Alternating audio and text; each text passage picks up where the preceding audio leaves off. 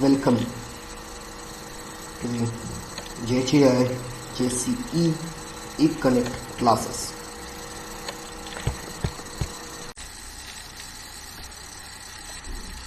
Good morning, students.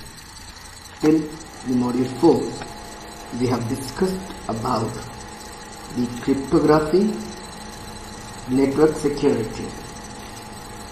Okay, in this we have discussed how to provide the security when two distinct parties are communicating.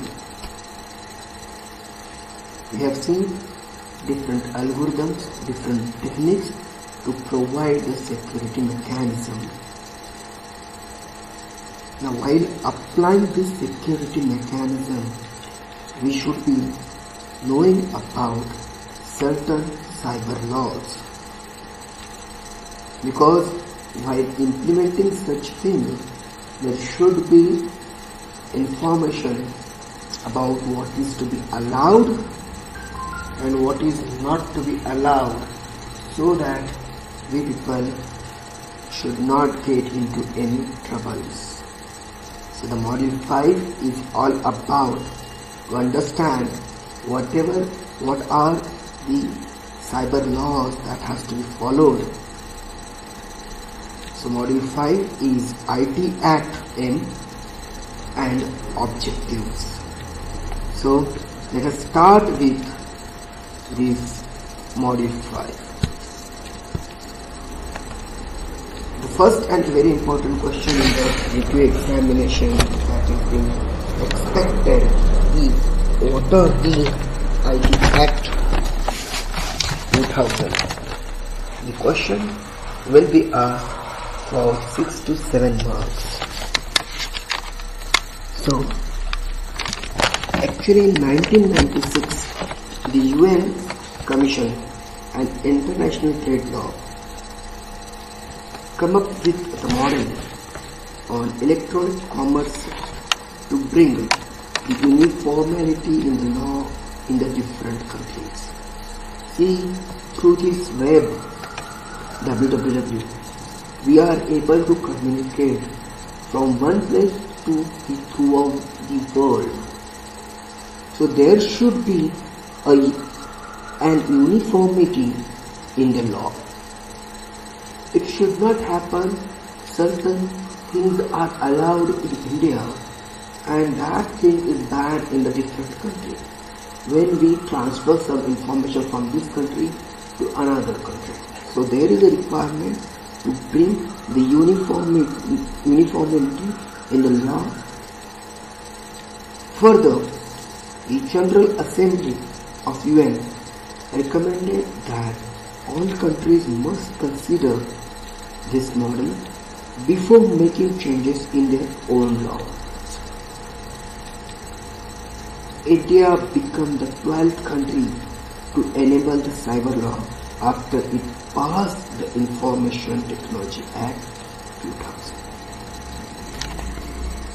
So, they have come up with the IT Act in 2000. Comes with the IT Act in 2000. While the first draft was created by Ministry of Commerce, Government of India, in 1998, it was redrafted in the Information Technology Bill by 1996 and passed in May 2000. Now, we'll go into another important point of what are the objectives to have this IT Act. So let's go ahead with the objectives of this IT Act. The Information Technology Act 2000 provides legal recognition to the transaction done by electronic exchange of data and other electronic means of communication or electronic commerce transaction. Nowadays, we are doing online transactions. We are taking lot of things, buying paying. This is mentioned in the IT Act 2000. This also involves the use of alternatives to a paper-based method of communication and information storage to facilitate the electronic filing of documents with the government agencies. Nowadays, we people are able to see when we are filing for our tax returns. So we are able to do it by electronic medium only. No need of sharing any kind of documents personally. You can directly download it, and by using e-sign you can do it. Further, this act amended the IPC 1816, the Indian Evidence Act of 1872, the Bankers Books Evidence Act 1891, and the Reserve Bank of India Act 1934.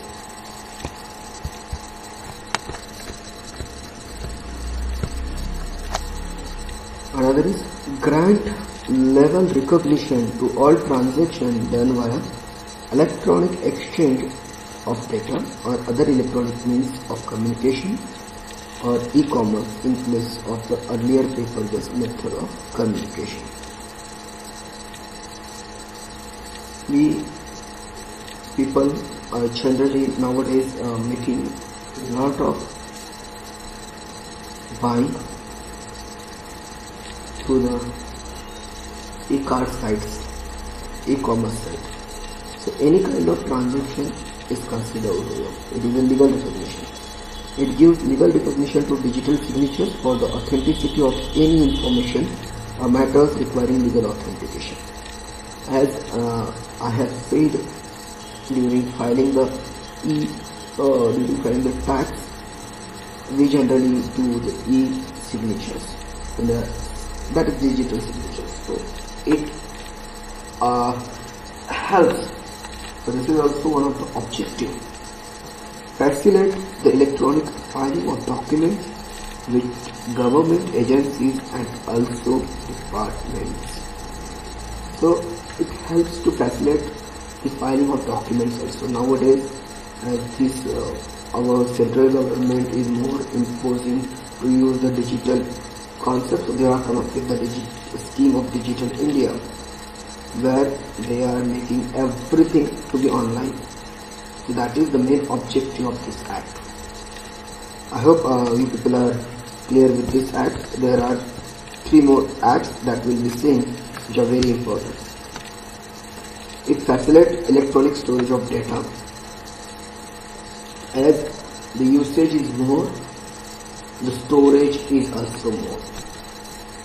Okay, so as we require very less pages, so we require the electronic storage.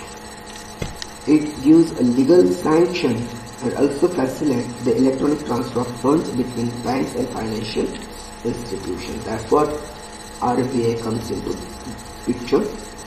So we do the legal transfer of amount through one bank to another. It gives legal recognition to bankers under the evidence of 1891, that is RBI 1931, for keeping the books of accounts in electronic form. So that's what we used to say. It requires a lot of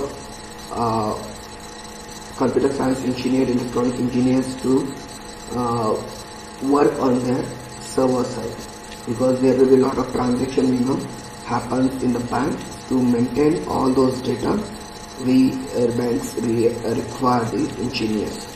So in 1930, as per the Act of 1934, it gives the legal recognition for bankers to keep the book of accounts in electronic form. All these are the objectives of this act. This will be asked in examination for 5 to 6 marks. And further we'll be discussing about the feature of IT Act. What are the important feature of IT Act? The first one is all electronic contract made through secure electronic channels are legally valid. Whatever the transaction if you are doing, if it is an electronic contract. So if it is electronic contract, it is legally valid. The legal recognition of digital signatures. It helps in security measures for electronic records, and also digital signatures are in place.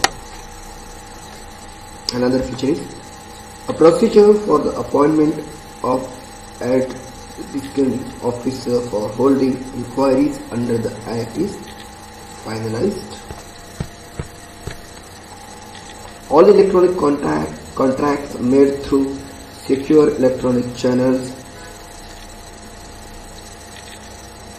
are legally valid. Okay, let me go through the next one. Provision for establishing a cyber regulatory appellate tribunal under the Act. It is very important to have a cyber regulatory appellate tribunal, because this tribunal will handle all appeals made against the order of the controller for adjudicating officer. Okay, an appeal against the order of the crime. An appeal against the order of the cyber appellate tribunal is possible only in High Court. It is possible only in High Court. Provision for the appointment of the controller of certifying authorities, that is CCA. You might have heard these words CCA somewhere, and also when we have discussed about providing the digital certificates. So CCA is the body which provides these digital certificates or license, okay, and regulate the working of certifying authorities that control to act as a repository of all digital signatures, because we have seen to make an authenticate something, there is a requirement of a certificate is required, digital certificates. So this CCA is a body which provides the certificates.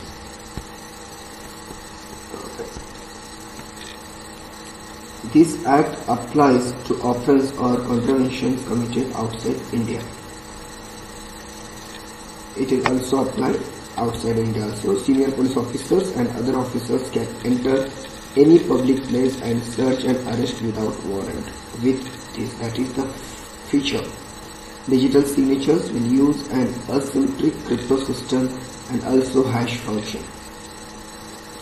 Provisions for the constitution of a cyber regulation advisory committee to advise the central government and controller.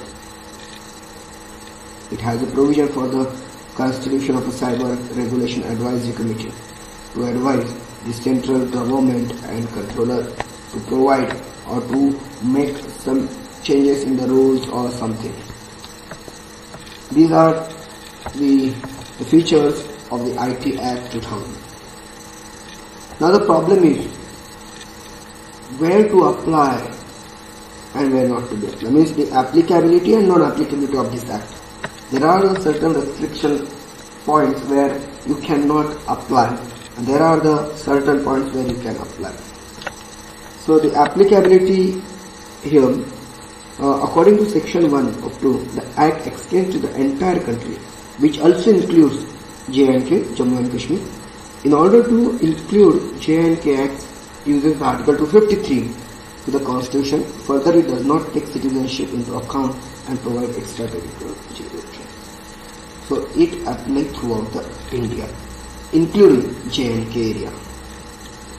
As per the section 1 of 2, along with the section 75, specifies that this Act is applicable to any offence or contraventions committed outside India as well, if the conduct of person constituting the offence involves a computer or a computerized system or a network located in India. This is very important for us. If any system is located or a network located in India, if the crime is happened through that, yes, it is restricted that we can have an action over it. Then irrespective of his or her nationality, the person is punishable under the Act. This was the applicability. Throughout the India, it is including the J&K, as well as outside the India, if the person, he or she has committed any illegal things through the computers located in India, then he is under this act. This is all the applicability of this act. So the next portion, that is where this cannot be applicable. So non-applicability will be seen. According to section of 1.4,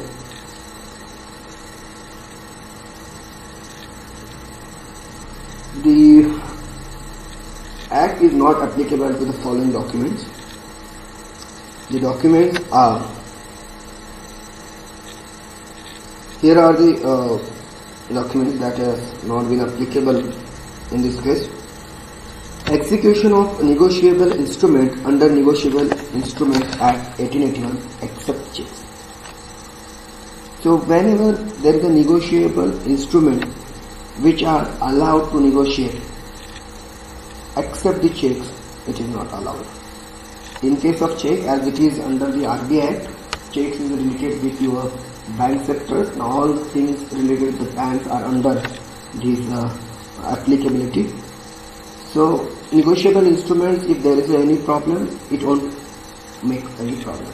That's why whenever you are generating any bills or any receipt or any ticket, at the back side of that, one very important point is written that it is a non-negotiable. It is non-negotiable, non-transferable and things. Execution of power of attorney under the Powers of Attorney Act 1882. It is not applicable for the power of attorney also. See, you people have the power of attorney. So if you have given this power of attorney, yes, definitely this cannot be applicable. Creation of trust under the Indian Trust Act. Execution of will under the Indian Succession Act, including any other testamentary disposition. Okay. Entering into a contract for the sale of conveyance of immovable property or any interest of such property. It is non-applicable. IT Act is not applicable. Last, any such class of document or transaction as may be notified by the central government in the Gazette. Which, now all these are the things which are not applicable at this moment under IT Act 2000. So these are the basic things which are to be important to understand what is IT Act, what are their features, what are their objectives, where to apply, where not to apply, where it has been applicable, where it has not been applicable. So this is very important provisions which are given as in the IT Act 2000. For the further things we'll be discussing in the next class. Those are the secure electronic records, digital signatures, regulation of certifying authorities and different things. So the questions will be asked over that also. We will be seeing in the next class. Till that time, I hope you will be going through the videos. See you in the next class.